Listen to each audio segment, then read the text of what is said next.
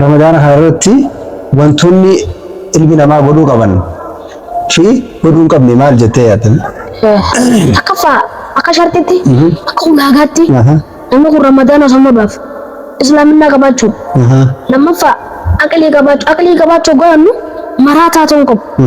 Marataa jechuun gilii isaatti barreeffamtu jaanime marataa ta'uu qabu. Ammaas nama waddaan baafate ta'uu qabaa jira. Ammaas soomana keessa wanni godhamu qabsiimu afaan baaleegii jechuu dhabu. Nama hojjoollee dhabu. Nama hawalloo kadura walloo ta'u walitti araaramuu yaabala keenya dhiifama akkana dhiifamaa jechuudha. Kan beeyne yoo dhiifama kan beeyne. Dhiifama hin beeyne. Dhiifama gaateetteen hin beeyne cal jeetaa sambu.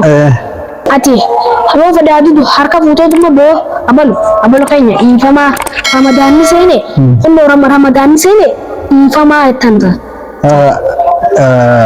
jechuun inni yoo kana wallaale yoo jechuun dhiifama kana wallaale osoo rabbi wallaalchisa gasanna dhiifama jetteen ati wanni barbaachisan wanni sirraa qabu dhiifama jechuusaasan dhiifamaati jechuusan barbaachisan wanni sirraa barbaachisu.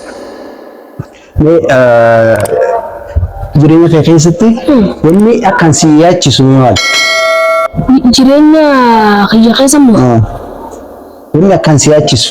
Jireenya kiyya keessa wanni kan yaachisu yoo mumaan bakka guddaa gahaa sani tattaaffii jabaate sangorjiin kanaatu jireenya keessa na yaadachiisa. Jechuun yeroo amma jirtu. Qaalessi jireenyaatis namni yaaddeelan akka